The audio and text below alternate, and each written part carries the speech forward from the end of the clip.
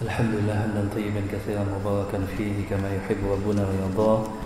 أشهد أن لا إله إلا الله وحده لا شريك له وأشهد أن محمدا عبده ورسوله صلوات الله وسلامه عليه. ثم أما بعد، إخواني رحمني وإياكم جميعا. الحمد لله الذي بنعمته تتم الصالحات. InsyaAllah ta'ala di kesempatan kali ini dengan memohon taufik dan inayah tabaraka wa ta'ala, kita akan melanjutkan materi yang pernah saya sampaikan dulu minggu yang lalu. Nah, ikhwan, kemudian setelah itu banyak teman-teman yang bertanya kepada saya tentang apa hukum ikut BPJS, kan begitu ya. Ada yang lewat SMS, ada yang lewat telepon, ada yang secara langsung. Supaya efektif jawabannya, maka kita bahas saat ini. Nah, ikhwan rahimani wa iyyakum jami'an, sebelum membahas tentang BPJS dari tahun 2002 sampai selanjutnya, Indonesia itu kan menerima paket bantuan IMF. Tetapi ada syarat-syaratnya. Ada 8 syarat yang harus dipenuhi oleh Indonesia sebagai calon penerima bantuan pinjaman lunak dari IMF ini.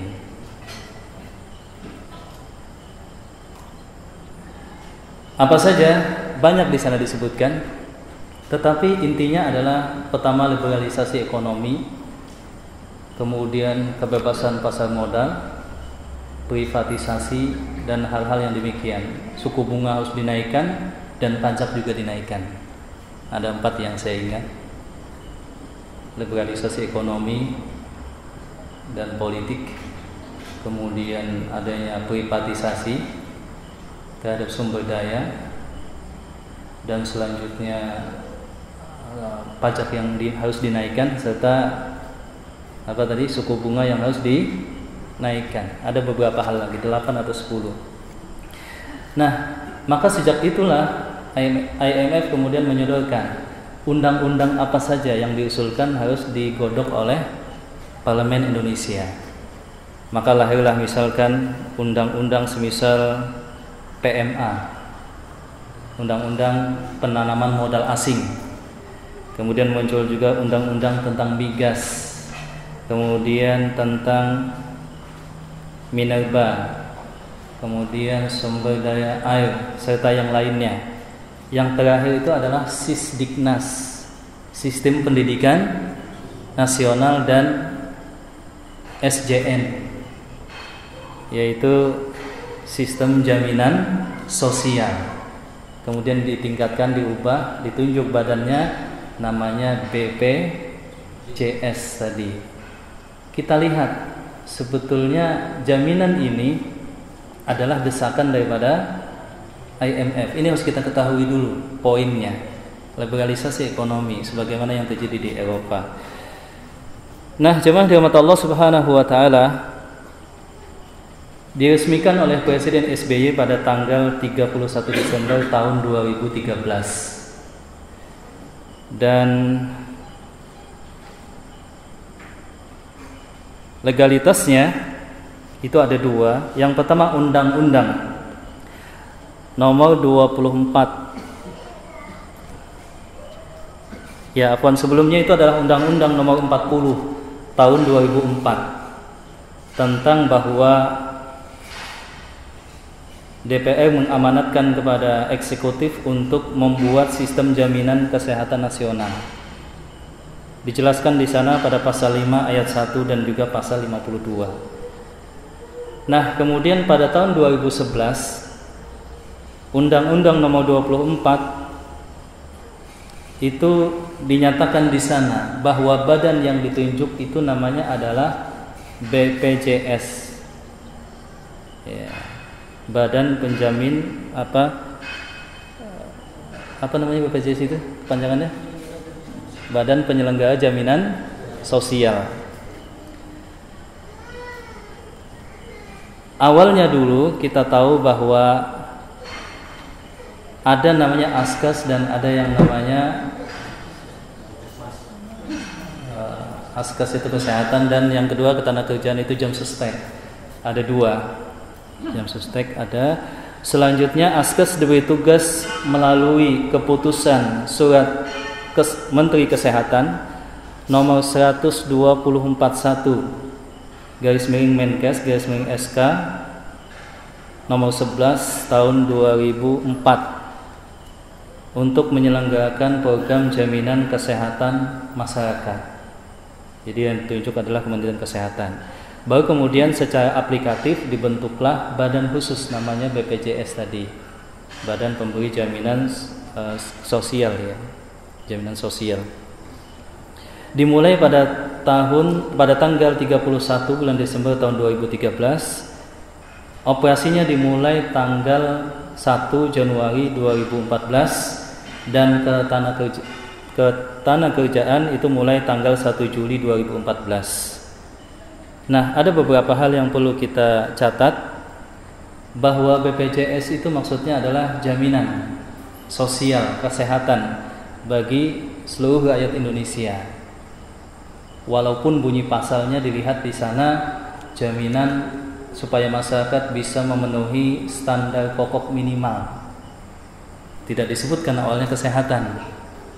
Di undang-undang itu tahun 2011 itu hanya 2004 maksud saya, itu hanya disebutkan berupaya untuk menjamin tercukupinya kebutuhan minimal baik sandang, pangan maupun papan. Bahwa kemudian ditafsirkan lagi secara lebih jelas yaitu kesehatan. Pasal 14, semua warga negara RI yang sudah tua maupun yang baru lahir atau warga negara asing jikalau telah tinggal di Indonesia melebihi 6 bulan wajib menjadi peserta BPJS. Dan BPJS dimulai 2014 menjadi kewajiban sampai menjadi delik pidana terakhirnya 2019. Kalau nggak ikut berarti menjadi pidana. Ini harus kita pahami dulu. Artinya bukan pilihan, tapi ini jadi satu kewajiban. Kemudian pemerintah memberikan kepada BPJS untuk diberikan wewenang untuk hal-hal yang sifatnya pemaksaan. Jikalau terlambat maka ada denda 2%. Kemudian jikalau masih terlambat maka diberikan berbagai macam kesulitan dalam administrasi kepemerintahan. KTP jadi susah, apalagi SIM, STNK, bahkan mau nikah juga nanti nggak bisa kecuali sudah jadi anggota BPJS. Jadi tidak sesederhana yang kita pikirkan. Ini harus kita jelaskan dulu. Nah, 2019 adalah masa atau limit terakhir di mana semua warga negara Indonesia diseragamkan ikut BPJS. Selanjutnya, pemerintah mengklaim bahwa BPJS ini sifatnya jaminan dan sebagiannya adalah santunan. Jadi namanya di sana kan ada iuran, kalau dalam asuransi sebetulnya namanya adalah premi. Nah, pemerintah membagi dua. Yang ikut BPJS ini ada namanya PMI dan ada yang menjadi anggota yang ikut rutin membayarkan premi. Siapa saja PMI? PMI itu adalah penerima jam kesda atau jam kesmas atau orang cacat atau yang lainnya, disubsidi. Siapa tadi yang punya kartu jam kesda? Jam kesda itu kan gratis ya kalau tidak salah, atau yang semisalnya. Kemudian yang punya semacam pengakuan bahwa dia adalah miskin, dapat beras miskin misalkan, atau kemudian dia yang cacat atau orang gelandangan atau yang semisalnya. Bagi mereka maka wajib ikut kelas pertama. Jadi ada 3 kelas. Kelas pertama, kelas 2 dan kelas 3.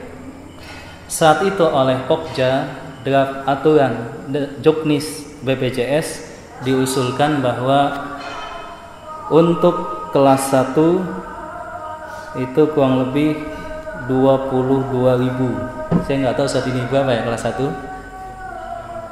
25.500. Iya, saat itu dalam awalnya draft itu 22. Nah, 15.500 adalah subsidi. Sisanya berapa? 7.500 ya. Itu harus wajib dibayar oleh yang miskin atau gelandangan atau cacat atau raskin atau pemilik apa tadi? Jam keseda. Berarti yang di atasnya itu sudah tidak disubsidi. Bisa dipahami ya Pak ya? Yang disubsidi adalah kelas 1. Nah, pemerintah memberikan awalnya jumlah rakyat miskin yang harus disubsidi ini adalah 90 juta dengan dana anggaran kurang lebih 26 triliun per tahun. Kemudian ditolak oleh Menteri Kesehatan, tidak mungkin bisa. Yang bisa hanya 86,4 juta. Maka dananya bisa ditekan menjadi 20 triliun. 20 triliun. Di mana dibebankan? Sebagaimana subsidi maka dibebankan ke APBN. Betul, pemerintah bantu di sana untuk rakyat miskin. Kemudian yang selanjutnya, bagi yang tidak punya jam keseda, dapat status miskin atau dia tidak cacat, gelandangan dan semisalnya, berarti dia pilihannya apa? Ikut kelas 2 atau kelas 3. Seperti itu. Kemudian layanannya ada beberapa pengecualian. Ada beberapa pengecualian. Ada beberapa item layanan kesehatan yang nggak ditanggung. Banyak itemnya itu disebutkan. Ya, termasuk dalam kondisi gawat darurat, musibah atau saat adanya wabah penyakit. Demam berdarah itu wabah penyakit nggak, Iwan? Wabah penyakit yang sifatnya luas apa enggak? Luas. Maka kalau definisi tadi tidak dapat. Saya nggak tahu kalau ada yang daftar demam berdarah bisa atau enggak. Selanjutnya, bagi mereka yang ingin mendapatkan fasilitas lebih, sangat disarankan untuk melapisi dengan asuransi yang telah direkomendasikan. Jadi BPJS ikut. Kalau bisa sekalian ikut dengan asuransi swasta yang lain. Itu disarankan supaya full jaminannya, jaminan kesehatannya. Dan ini di sini kapitalisasi masuk. Kemudian BPJS itu adalah badan hukum publik. Badan hukum publik itu provinsinya ingat profit. Badan hukum publik itu orientasinya adalah profit. Makanya BPJS kita lihat sudah mendaftarkan sahamnya di Bursa Efek. Berencana atau sudah saya nggak tahu. Kalau sudah investasi bisa untung, bisa buntung. Kalau buntung ya pemerintah lagi lah yang ngalamin. Usulan ini dilakukan oleh IMF dan konsultannya pun juga dari Bank Dunia. Dari Bank Dunia. Nah, jemaah dirahmati Allah Subhanahu wa taala, memang kita akui bahwa jaminan itu seharusnya dilakukan oleh negara. Tapi nggak seperti ini bentuknya, begitu ya. Di sana ada riba, di sana ada pemaksaan, di sana ada gara dan yang lainnya. Seharusnya pilihan masih bisa. Selama ini kan kita masih bisa menghindari asuransi. Toh harus inisiatif pribadi. Tapi kalau sudah begini, ini kan wajib diikutkan semua. Kalau sudah diikutkan semua berarti adalah kita tidak punya pilihan lagi. Nah, jemaah rahmat Allah Subhanahu wa taala, hal yang krusial adalah yang pertama, subsidi itu tahun demi tahun targetnya dikurangi. Tadi subsidinya berapa? 20 triliun per tahun. Dana kajian penyiapan awal itu dari Bank Asia, Bank Pembangunan Asia itu 2,5 triliun. Mereka mau membiayai. Selanjutnya pemerintah Indonesia mensubsidi 20 triliun. Namanya subsidi dalam kacamata pandang ekonomi kapitalis itu beban. Hanya stimulus awal. Berarti lama-kelamaan diapain ya kawan? Bahkan kalau bisa dihapus. Kemudian iuran itu tidak stagnan demikian. Kelas 3 misalkan 59,500 ekonomi ada namanya inflasi. Berarti tarif tadi tidak sesederhana apa yang kita anggap halal, diharamkan. Ada pembahasan rumit di dalamnya. Apalagi jikalau wajib. Pakai kakak yang dilahirkan juga sulit dapat kartu kartu kelahiran nanti bisa-bisa kan bahaya juga. Kecuali ikut BPJS, Masya Allah. Maka saya katakan, jikalau masih punya pilihan, belum delik, jangan ikut. Ini pendapat saya pribadi atas analisa sebagaimana yang saya sebutkan. Nggak boleh ikut. Jikalau tidak darurat, maka nggak boleh ikut. Apa definisi darurat, ikhwan? Jikalau terancamnya nyawa atau hilangnya fungsi satu anggota badan, itu darurat namanya, yang disepakati. Ini definisi yang disepakati.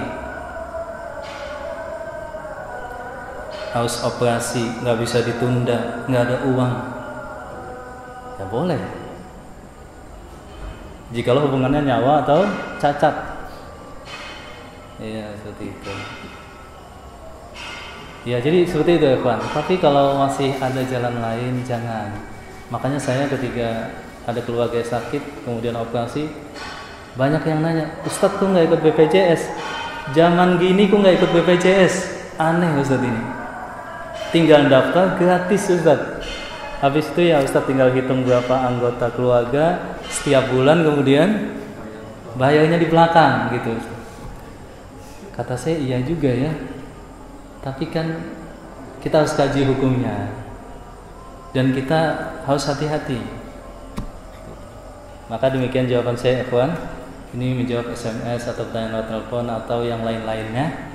Bisa disebarkan bahwa mungkin etikat baik tapi juga di bawah tekanan, sehingga peraturannya atau juga pemerintah nggak paham tentang hukum-hukum Islam sehingga aturannya seperti ini.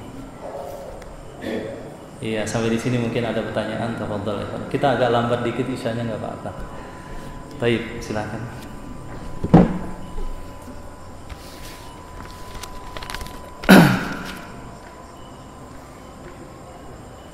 Iya.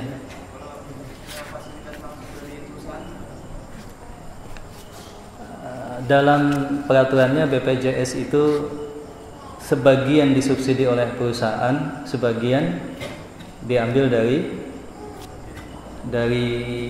potongan gaji.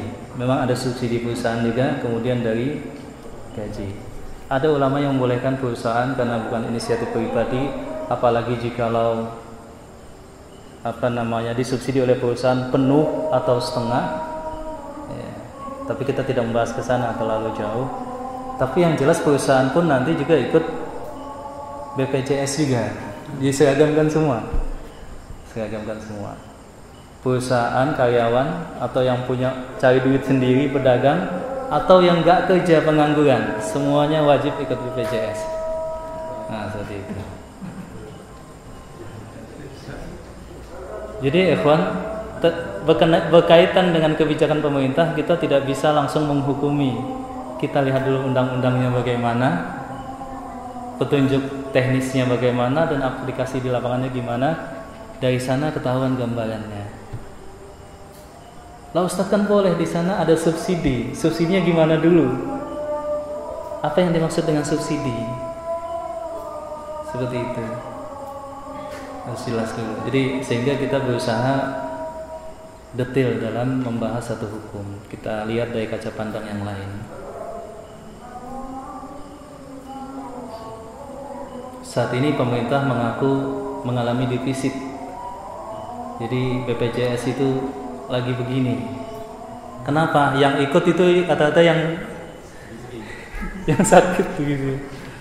Padahal diharapkan kan ini selain ada subsidi pemerintah, kemudian terjadi subsidi silang, kemudian ada pemaksaan lagi dan lain sebagainya, sehingga diharapkan teratasi.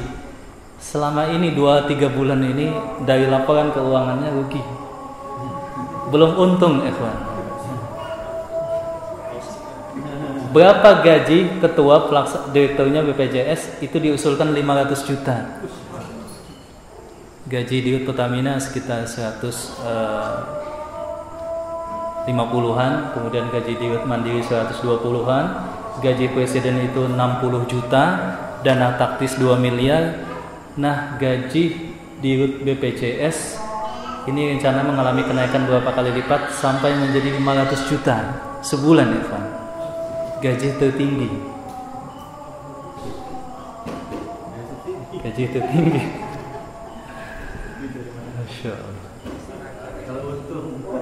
Jadi ya bagi mereka yang memang masuk dalam kategori miskin yang disebut pemerintah, memang beras aja beras raskin gitu ya.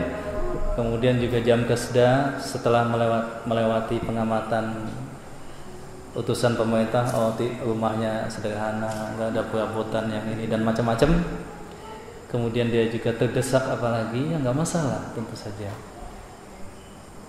Tapi kalau sudah wajib, bahkan delik bagi kita, sulit mengurus berbagai macam administrasi, kependudukan dan kelengkapan yang lainnya, ya gimana lagi?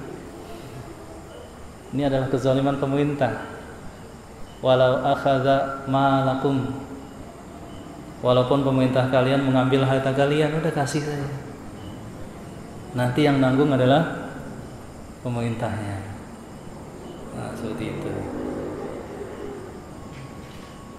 Kalau begitu saya Ustaz nggak mau ikut, saya nggak mau bayar pajak, saya juga macam-macam. Ya memang sulit juga pilihannya. Beda hal kalau sudah mengkafirkan pemerintah, itu kan beda lagi kasusnya. Taib ikhwan, ada yang lain? Pertanyaan silakan mengenai BPJS ini. Sebetulnya konsep jam kesda itu lebih bagus, betul-betul gratis, tapi kriterianya yang diperketat. Miskin itu apa definisinya? Kemudian ditanggung oleh negara.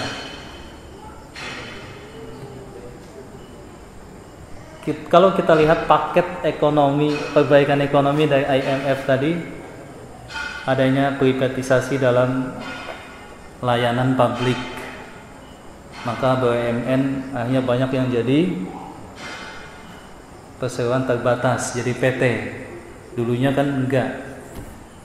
Kemudian suku bunga dinaikkan, awalnya 5 jadi 7,5. Saat ini suku bunga itu 7,5. Jadi kalau kita minjem tinggal dikali 2 kalinya. Kemudian pajak dinaikkan, ditambah BPJS lagi. Masya Allah.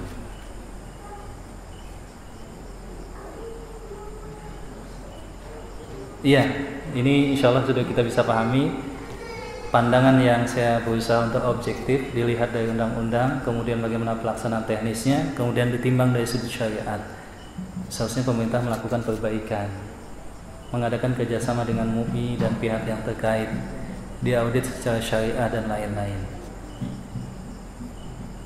Semoga bermanfaat dan bisa menjadi perhatian bagi kita. Subhanakallahumma rabbana wa bihamdika asyhadu an la ilaha illa anta astaghfiruka wa atubu ilaik. Wa akhiru da'wana alhamdulillahi rabbil alamin.